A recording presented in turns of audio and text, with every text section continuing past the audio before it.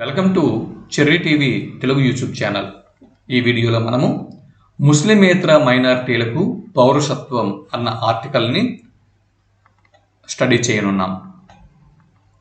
ముస్లిమేతర మైనారిటీలకు పౌరసత్వం ఇది మార్చి 12వ తేదీ 2024వ తేదీన ఈనాడు వార్తాపత్రికలో వచ్చినటువంటి ఒక వార్తా కథనం.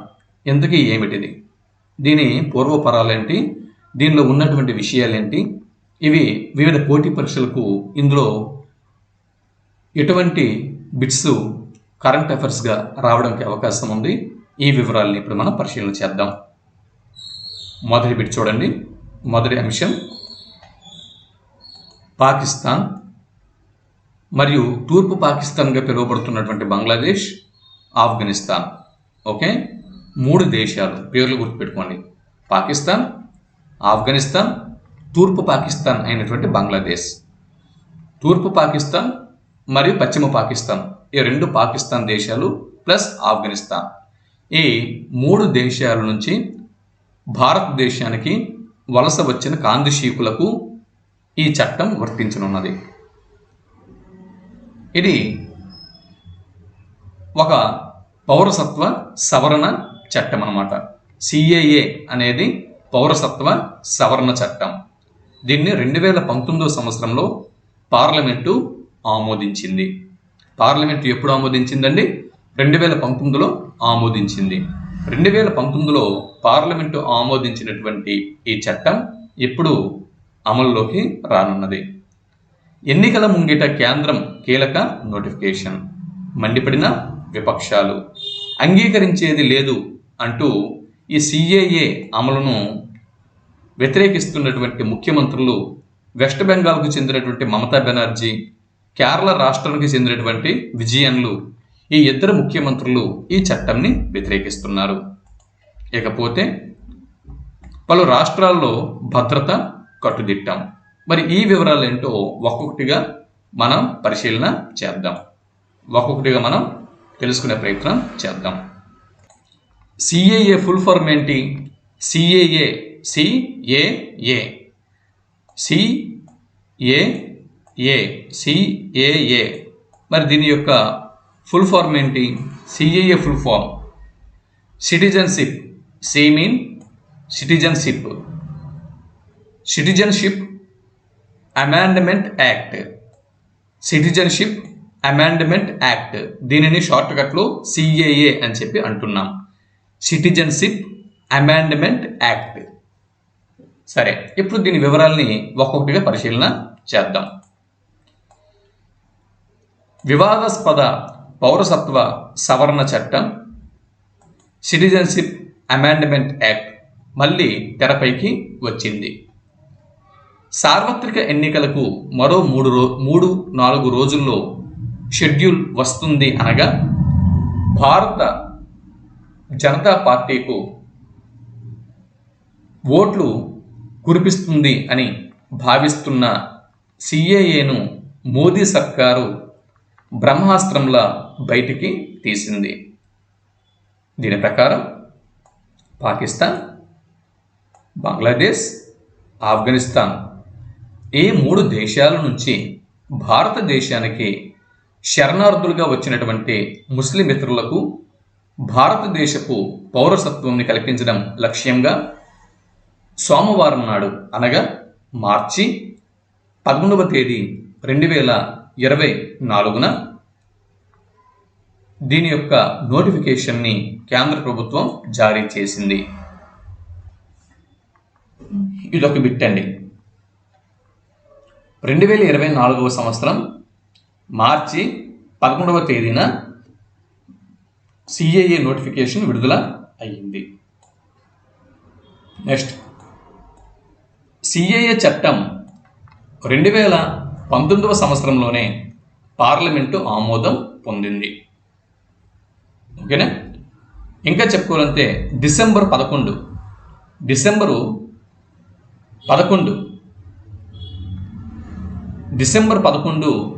2019వ సంవత్సరం 2019 డిసెంబర్ 11లోనే పార్లమెంట్ నుంచి ఈ చట్టం ఆమోదం పొంది పాస్ అయింది. రాష్ట్రపతి సమ్మతి కూడా ఈ చట్టానికి లభించింది. విపక్షాల ఆందోళనలు, దేశవ్యాప్తంగా నిరసనలు కారణంగా ఈ చట్టం అమలులో కాస్త జాప్యం అనేది జరిగింది. పూర్తిస్థాయి నిబంధనలపై సందిగ్ధం నెలకొనడంతో ఆ చట్టం కార్యరూపం దాల్చలేదు. సార్వత్రిక ఎన్నికలకు ముందే దీన్ని అమల్లోకి తీసుకువస్తామని కేంద్ర హోంమంత్రి అమిత్ షా పలుమార్లు చెబుతూ వచ్చారు. సరిగ్గా అదును చూసి ఇప్పుడు దాన్ని తెరపైకి తీసుకొచ్చారు. సిఏఏ చట్టంలో ఉన్నటువంటి నిబంధనలు ఏమిటి ఒకసారి పరిశీలన చేద్దాం. ఈ చట్టంలో ఉన్నటువంటి నిబంధనలు కనుక మనం పరిశీలన చేస్తే పాకిస్తాన్, బంగ్లాదేశ్, ఆఫ్ఘనిస్తాన్ ఈ 3 దేశాల నుంచి వలస వచ్చినటువంటి ముస్లిం ఇతర శరణార్థుల వద్ద తగిన పత్రాలు లేకపోయినా వారికి సత్వరం భారతదేశపు పౌరసత్వం ఇచ్చేందుకు ఈ నిబంధనల్ని కేంద్ర ప్రభుత్వం రూపొందించింది. 2014 డిసెంబరు 31 కంటే 2014 డిసెంబరు 31 కంటే ముందు ఈ 3 దేశాల నుంచి భారతదేశానికి వచ్చినటువంటి హిందువులు, క్రైస్తవులు, సిక్కులు, జైనులు, బౌద్ధులు, పార్సీలకు ఈ నిబంధనలు వర్తిస్తాయి. అయితే ఇక్కడ పోటీ పరీక్షలకి ప్రిపేర్ అయ్యే అభ్యర్థులు గుర్తుంచుకోవాల్సిన అంశాలు: 2014 డిసెంబరు 31వ తేదీ కంటే ముందు భారతదేశానికి శరణార్థులుగా ఎవరైతే వచ్చారో ఈ 3 దేశాల నుంచి వారికి మాత్రమే ఈ నిబంధనలు, సిఏఏ చట్టంలోని నిబంధనలు వర్తిస్తాయి. ఈ సిఏఏ చట్టం ఎవరికి వర్తిస్తుందండి? 2014 డిసెంబర్ 31వ తేదీ కంటే ముందు భారతదేశానికి పై 3 దేశాల నుంచి వలస వచ్చినటువంటి కాందిశీకులకి ఈ చట్టం వర్తిస్తుంది. అయితే ఈ విధంగా భారతదేశానికి వచ్చినటువంటి కాందిశీకులలో ఏ మతాలకు ఈ చట్టం వర్తిస్తుంది అంటే హిందువులు, క్రైస్తవులు, సిక్కులు, జైనులు, బౌద్ధులు, పార్సీలకు ఈ నిబంధనలు, ఈ చట్టంలో ఉన్నటువంటి నిబంధనలు వర్తించనున్నాయి. మొత్తం 6 మతాలు: హిందువులు, క్రైస్తవులు, సిక్కులు ఇవి 3 మతాలు, జైనులు, బౌద్ధులు, పార్సీలు ఇవి ఒక 3 మతాలు. మొత్తం 6 మతాలకు ఈ నిబంధనలు వర్తిస్తాయి. ప్రక్రియ అంతా ఆన్లైన్లోనే ముగుస్తుంది. కేంద్ర నిర్ణయంపై విపక్షాలన్నీ కూడా బగ్గుమంటున్నాయి.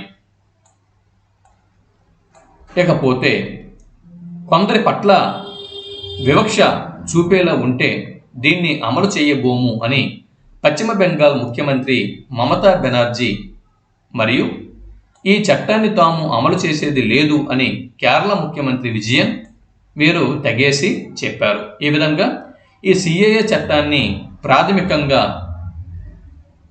ఇక్కడ వ్యతిరేకించినటువంటి 2 ముఖ్యమంత్రులు మమతా బెనర్జీ మరియు కేరళ ముఖ్యమంత్రి విజయన్లు అన్న విషయం మనం ఇక్కడ గుర్తుపెట్టుకోవాల్సి ఉంటుంది.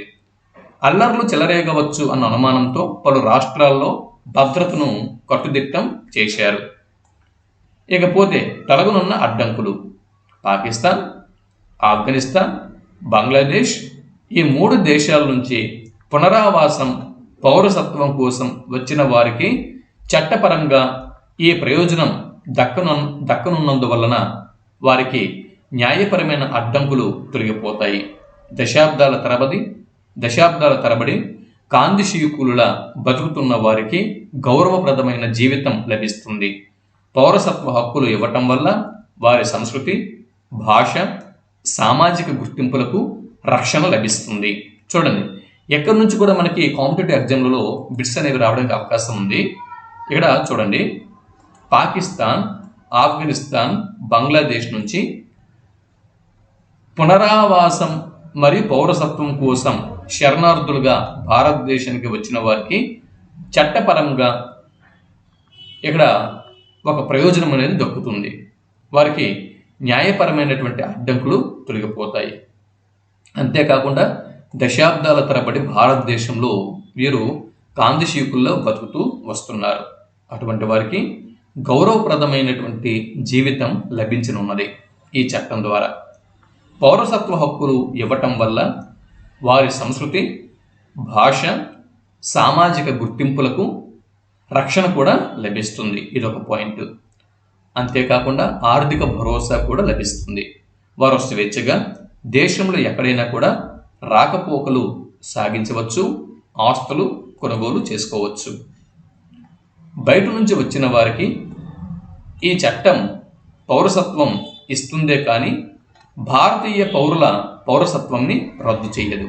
పైన పేర్కొన్న 3 దేశాలలో హింసకు గురవుతూ భారతదేశంలో తప్పితే ప్రపంచంలో మరెక్కడ కూడా ఆశ్రయం పొందలేని వారికి రక్షణ కల్పించడానికి ఈ చట్టం తీసుకువచ్చినట్లు కేంద్రం చెబుతుంది.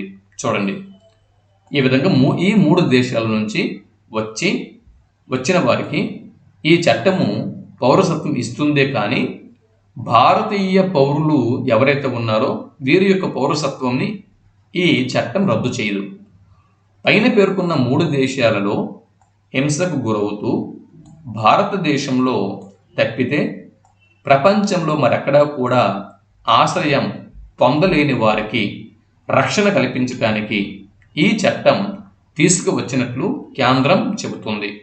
మతపరమైనటువంటి వేధింపులను తట్టుకోలేక వలస వచ్చిన వారికి మానవతా దృక్పథంతో ప్రాథమిక హక్కులు మరియు పౌరసత్వం కల్పించడానికి రాజ్యాంగం అవకాశం కల్పిస్తుంది.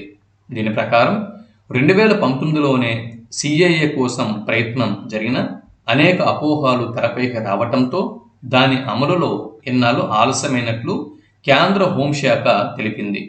కోవిడ్-19 కూడా ఒక ప్రధాన కారణము అని పేర్కొంది. 2019 లోక్సభ ఎన్నికల మేనిఫెస్టోలో ఇచ్చిన వాగ్దానాన్ని ఇప్పుడు చట్టపరంగా పూర్తి చేసినట్లు బీజేపీ పేర్కొంది. భారత ప్రధానమంత్రి నరేంద్ర మోడీ మరో వాగ్దానాన్ని నిలబెట్టుకుని రాజ్యాంగ నిర్మాతల ఆకాంక్షల్ని నెరవేర్చారు అని కేంద్ర హోంమంత్రి అమిత్ షా వ్యాఖ్యానించారు. తర్వాత ఈ వివాదాస్పదమైనటువంటి సిఏఏ బిల్లును వాస్తవానికి కేంద్ర ప్రభుత్వం 2016వ సంవత్సరంలోనే తీసుకువచ్చింది. చూడండి, ఇది సిఏఏ అమలులో క్రోనాలజీని ఒకసారి మీరు పరిశీలన చేసుకోండి. దీన్ని సిఏఏ అన్న బిల్లును మొట్టమొదటిసారిగా ఎప్పుడు తీసుకువచ్చారండి? 2016వ సంవత్సరంలో కేంద్ర ప్రభుత్వం దీన్ని మొట్టమొదటిసారిగా సిఏఏ బిల్లును తీసుకువచ్చింది. దానిని సంయుక్త పార్లమెంటరీ సంఘం, చూడండి, సంయుక్త అంటే రాజ్యసభ మరియు లోక్సభ, ఈ విధంగా సంయుక్త పార్లమెంటరీ సంఘంకు పరిశీలన కోసం పంపించారు. అలా పంపించగా ఇది 2019వ సంవత్సరము జనవరి 7వ తేదీన నివేదిక ఇచ్చింది. ఓకేనా? 2019 జనవరి 7వ తేదీన దీని మీద నివేదిక అనేది వచ్చిందనమాట. ఆ మరుసటి రోజే బిల్లును లోక్సభలో ప్రవేశపెట్టి ఆమోదం చేశారు. 2019 జనవరి 7న పార్లమెంటుకు ఒక నివేదిక వెళ్ళింది. చూడండి, పార్లమెంటుకు 2016లో ఈ బిల్లుని తీసుకువచ్చింది కేంద్ర ప్రభుత్వం. 2019 జనవరి 7న ఈ నివేదికను పార్లమెంటులో ప్రవేశపెట్టింది. ఆ మరుసటి రోజే బిల్లును లోక్సభలో ప్రవేశపెట్టి ఆమోదింపు చేశారు. తర్వాత 16వ లోక్సభ పదవీ కాలం ముగియడంతో ఆ బిల్లు మురిగిపోయింది. 16వ లోక్సభ పదవీ కాలం ముగిసింది, అందువల్ల ఆ బిల్లు అనేది అప్పుడు మురిగిపోయింది. తర్వాత 17వ లోక్సభ ఏర్పడింది. 17వ లోక్సభ ఏర్పడిన తర్వాత 2019వ సంవత్సరంలో 17వ లోక్సభ ఏర్పాటు అయిన తర్వాత 2019వ సంవత్సరంలో డిసెంబర్లో ఉభయ సభల్లో ఈ బిల్లును ఆమోదింపు చేశారు. ఇది ఒక బిట్ అండి. క్రోనాలజీ చూడండి, సిఏఏ బిల్లు యొక్క క్రోనాలజీ. 2019 డిసెంబర్లో ఉభయ సభల్లో ఈ బిల్లును ఆమోదింపు చేశారు 17వ లోక్సభలో. ఇది రాజ్యాంగంలోని భారత రాజ్యాంగంలోని 6వ షెడ్యూల్లో చేర్చినటువంటి అస్సాం, మేఘాలయ, మిజోరాం, త్రిపుర రాష్ట్రాలలోని గిరిజన ప్రాంతాలకు మరియు బెంగాల్ ఈశాన్య సరిహద్దు నియంత్రణ 1973 క్రింద నోటిఫై చేసినటువంటి ద ఇన్నర్ లైన్కు ఇది వర్తించదు అని చట్టంలో పేర్కొన్నారు. ఈ సిఏఏ చట్టం అనేది ఎక్కడైతే వర్తించదండి? ఇప్పుడు ఏదైతే ఈ చట్టం తీసుకువచ్చారో సిఏఏ అనేది, ఇది ఎక్కడెక్కడ వర్తించదు చూడండి. రాజ్యాంగంలోని 6వ షెడ్యూల్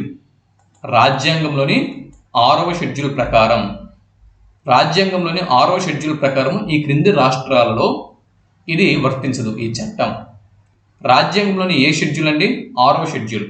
రాజ్యాంగంలోని 6వ షెడ్యూల్ ప్రకారం ఏ రాష్ట్రాలకు లేదా ఏ ప్రాంతాలకు ఈ సిఏఏ చట్టం అనేది వర్తించదు అంటే, 1 అస్సాము, మేఘాలయ, మిజోరాం, త్రిపుర. ఓకేనా? అంటే 7 సిస్టర్స్ అని పిలువబడేటటువంటి ఈశాన్య రాష్ట్రాలు ఏవైతే ఉన్నాయో, ఈ 7 సిస్టర్స్ అని పిలువబడేటటువంటి ఈశాన్య రాష్ట్రాల్లో అస్సాం రాష్ట్రంకి ఇది వర్తించదు, మేఘాలయ రాష్ట్రానికి ఇది వర్తించదు, మిజోరాం రాష్ట్రానికి ఇది వర్తించదు, త్రిపుర రాష్ట్రానికి ఇది వర్తించదు. అంటే 4 రాష్ట్రాలకి ఇది వర్తించదు. ఈ 4 రాష్ట్రాలలోని గిరిజన ప్రాంతాలకు, ఈ 4 రాష్ట్రాల్లో ఉన్నటువంటి గిరిజన ప్రాంతాలకు బెంగాల్ ఈశాన్య సరిహద్దు నియంత్రణ 1973 క్రింద నోటిఫై చేసినటువంటి ద ఇన్నర్ లైన్కు ఇది వర్తించదు అని ఈ చట్టంలో పేర్కోవడం జరిగింది. ఇకపోతే అస్సాం రాష్ట్రంలో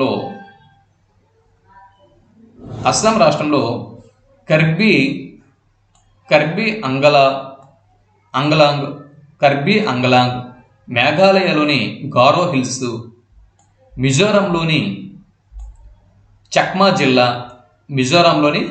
జిల్లా, త్రిపుర గిరిజన ప్రాంత జిల్లాల్లో వీరికి పౌరసత్వం అనేది కల్పించడం జరగదు. ఇది అస్సాంలోని కర్బీ అంగలాల్లోను, మేఘాలయలోని గారో హిల్స్లోను, మిజోరాంలోని చక్మా జిల్లాలోను, త్రిపుర గిరిజన ప్రాంత జిల్లాలలో వీరికి ఈ పౌరసత్వం వర్తించదు. 2 చట్టాల నుంచి మినహాయింపు. నూతన చట్టం ప్రకారం 3 దేశాల నుంచి భారతదేశానికి వచ్చినటువంటి 6 మతాల వారిని చట్ట వ్యతిరేక వలసదారులుగా గుర్తించరు. ఈ చట్టం కింద ప్రయోజనం పొందడానికి వీలుగా వారిని విదేశీయుల చట్టం 1946 పాస్పోర్ట్ ఎంట్రీ ఇంటూ ఇండియా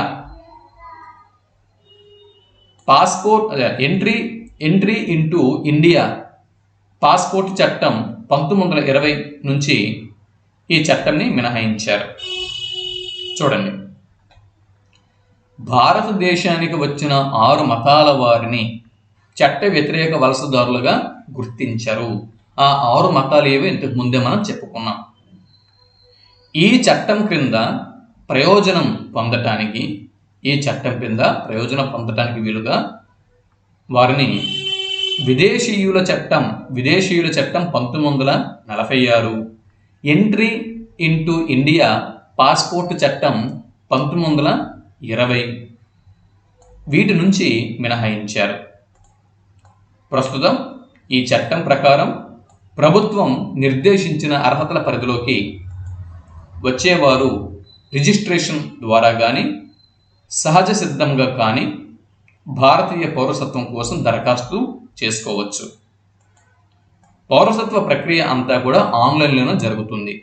దరఖాస్తుదారుల నుంచి పత్రాలు ఏమీ అడగరు. పౌరసత్వం మంజూరుకు 30 జిల్లాల కలెక్టర్లకు, 9 రాష్ట్రాల హోంశాఖ కార్యదర్శులకు ఇదివరకే అధికారాలు ఇచ్చారు. అస్సాం, పశ్చిమ బెంగాల్లో సున్నిత రాజకీయ పరిస్థితుల దృష్ట్యా అక్కడ మాత్రం ఏ జిల్లా అధికారులకు ఇలాంటి అధికారం ఇవ్వలేదు.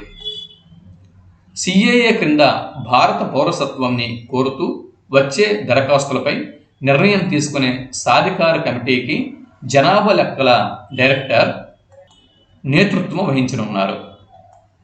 తర్వాత అక్రమ వలస కేసులు మూసివేత. సాధారణ పరిస్థితుల్లో పౌరసత్వం పొందాలంటే దరఖాస్తు చేసుకోవడానికి ముందు కనీసం 11 ఏళ్ల పాటు భారతదేశంలో నివసించాలి. అంటే సాధారణ పరిస్థితుల్లో కనుక పరిశీలన చేసినట్లయితే భారతదేశంలో పౌరసత్వం పొందాలి అనుకుంటే సంబంధిత అభ్యర్థి దరఖాస్తు చేసుకోవడానికి ముందు అప్లికేషన్ చేసుకోవడానికి ముందు కనీసం 11 సంవత్సరాల పాటు భారతదేశంలో నివసిస్తూ ఉండాలి. లేదంటే కేంద్ర ప్రభుత్వ సర్వీసులలో పనిచేయాలి. ఆఫ్ఘనిస్తాన్, బంగ్లాదేశ్, పాకిస్తాన్ నుంచి వచ్చినటువంటి హిందువులు, సిక్కులు, బౌద్ధులు, జైనులు, పార్సీలు, క్రైస్తవులకు మాత్రం 11 ఏళ్ల నివాస అర్హతను కొత్త చట్టం 5 ఏళ్ల కాలానికి కుదించింది.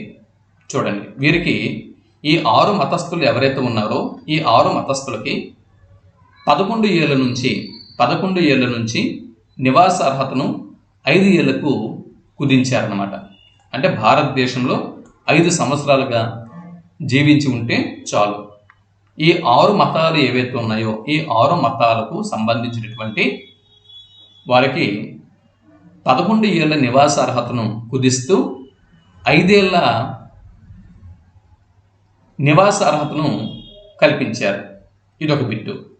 దరఖాస్తు చేసుకునే సమయానికి కనీసం 5 ఏళ్ల ముందు నుంచి భారతదేశంలో నివాసం ఉంటే చాలు. ఒకసారి వీరికి పౌరసత్వం దక్కితే వారు భారత్లో ప్రవేశించిన నాటి నుంచి భారతీయ పౌరులుగానే గుర్తించబడతారు. వారిపై అక్రమ వలస కేసులన్నీ మూసేస్తారు. చట్టం పరిధిలో ముస్లిమేతరులనే ప్రస్తావించడంపై గతంలో దేశవ్యాప్తంగా పెద్ద ఎత్తున నిరసనలు వెల్లువెత్తాయి. కొన్ని ప్రాంతాల్లో హింస చెలరేగింది. 53 మంది ప్రాణాలు కోల్పోగా వేల మందిని పోలీసులు అదుపులోకి తీసుకున్నారు. ఇకపోతే ఇక్కడ చూడండి, ఇక్కడ పాక్ హిందూ శరణార్థుల హర్షం. ఈ ఆర్టికల్ని ఒకసారి మనం పరిశీలన చేద్దాం. CAA 19 అమలుతో CAA 19 అంటే 2019 సంవత్సరంలో ఇది పార్లమెంటు యొక్క ఆమోదం పొందింది కాబట్టి దీన్ని CAA 19 అని చెప్పి అంటున్నా. CAA 19 అమలుతో ఎట్టకేలకు తాము భారతీయ పౌరులం అవుతున్నామని ఢిల్లీలో ఉంటున్నటువంటి పాకిస్తానీ హిందూ శరణార్థులు హర్షం వ్యక్తం చేశారు. ఎన్నో ఏళ్లుగా దీనికోసం నిరీక్షిస్తున్నామని, పెనుభారం తొలగిపోయిందని వారి ప్రతినిధి ధరంవీర్ సోలంకి చెప్పారు. ధరంవీర్ సోలంకి పేరు గుర్తుపెట్టుకోండి. సరైన పత్రాలు లేని తమ కలలు ఇప్పుడు సాకారం అవుతున్నాయని మరికొందరు ఆనందంగా చెప్పారు. CAA 19పై గతంలో ఢిల్లీలో భారీగా ఆందోళనలు, హింస చెలరేగడంతో సోమవారం సాయంత్రం ఈశాన్య ఢిల్లీ, షాహీన్ బాగ్, జామియా నగర్ వంటి సున్నితమైన ప్రాంతాలలో భద్రతను పెంచారు. పారామిలిటరీ బలగాలు రంగంలోకి దిగి ఫ్లాగ్ మార్చ్ నిర్వహించాయి. వదంతుల్ని, విద్వేషాల్ని రెచ్చగొట్టే వ్యాఖ్యల్ని గుర్తించడానికి సామాజిక మాధ్యమ ఖాతాలపైన సైబర్ విభాగం దృష్టి సారించింది. కేంద్ర ప్రకటన వెలువడగానే అస్సాంలో ఆసు సహా వివిధ సంఘాలు ఆందోళనలకు దిగాయి. CAA ప్రతుల్ని కాల్చివేసి మంగళవారం హర్తాల్ పాటించాలని పిలుపుని ఇచ్చాయి. ఇది CAA 19కి సంబంధించినటువంటి ఈనాడు వార్తాపత్రికలో వచ్చినటువంటి ఒక ప్రధాన ఆర్టికల్.